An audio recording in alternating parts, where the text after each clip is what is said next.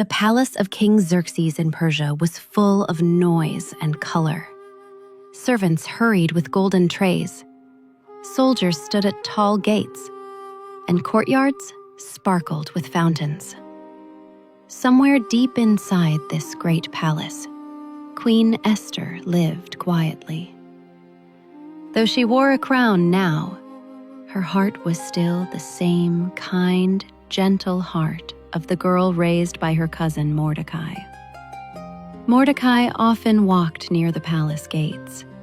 He wanted to be close to Esther, to watch over her, and to hear any news that might concern the king. He was not rich or powerful, but his heart was loyal to God, to his people, and to the king he served. One evening, as the sun set and torches were lit along the stone walls, Mordecai overheard whispers. 2 guards at the king's gate were muttering angrily. Their voices were low, but the words were sharp with anger. "The king has wronged us," one hissed. "Yes," said the other, "we must end him. We must strike soon." Mordecai's eyes grew wide. His heart pounded. They were plotting to kill King Xerxes. He knew he could not stay silent. Rushing back, he sent word to Esther. Esther, wise and careful, told the king what Mordecai had discovered. She gave full credit to Mordecai, saying, "It was my cousin who uncovered the plan." The king's officials investigated, and indeed, it was true. The 2 guards were punished, and the king's life was saved. The report was written in the royal records, though at that time Mordecai was not given a reward.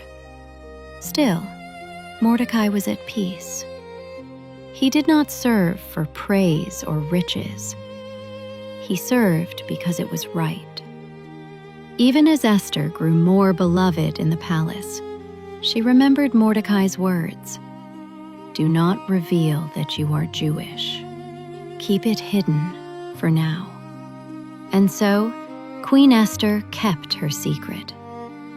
Day after day, she smiled and spoke gently in the palace halls, never telling anyone that she belonged to God's chosen people. It was not the time yet for her identity to be revealed. Sometimes, Esther may have felt torn inside. She wanted to honor God openly, but she also trusted Mordecai's wisdom. She knew God had placed her in the palace for a reason, even if she did not yet understand what that reason was. Not long after, another man began to rise in power. His name was Haman. He was clever, proud, and hungry for recognition. The king liked him and placed him high above all the other officials. Soon, wherever Haman went, people bowed low to the ground to show respect. Everyone bowed, except one man, Mordecai. When the king's servants asked Mordecai, "Why do you not bow to Haman as the others do?" Mordecai quietly answered, "I am a Jew. I bow only to the Lord my God." Day after day, Haman's eyes burned with fury when he saw Mordecai standing tall. Pride filled his heart like poison. He thought, "How dare this man refuse me? Doesn't he know who I am?" Haman wanted not only to punish Mordecai, but also to destroy all the people Mordecai belonged to, the Jews. Though this part of the story will unfold later, already the seeds of anger were growing inside Haman's heart. Mordecai's quiet strength. Mordecai did not raise his voice in the streets. He did not carry a sword or march with soldiers. Yet his courage was strong. He was faithful in small things, listening at the gate, warning the king, refusing to bow to false pride. And God saw it all. Though no one rewarded Mordecai right away, heaven wrote his name in a much greater record. God was preparing a time when Mordecai's loyalty would not only be remembered, but honored in a way no one could imagine. Children, isn't it amazing how Mordecai chose to do the right thing, even when no one clapped for him? He could have stayed quiet and ignored the plot against the king. He could have bowed to Haman like everyone else. But Mordecai remembered something important. God sees everything.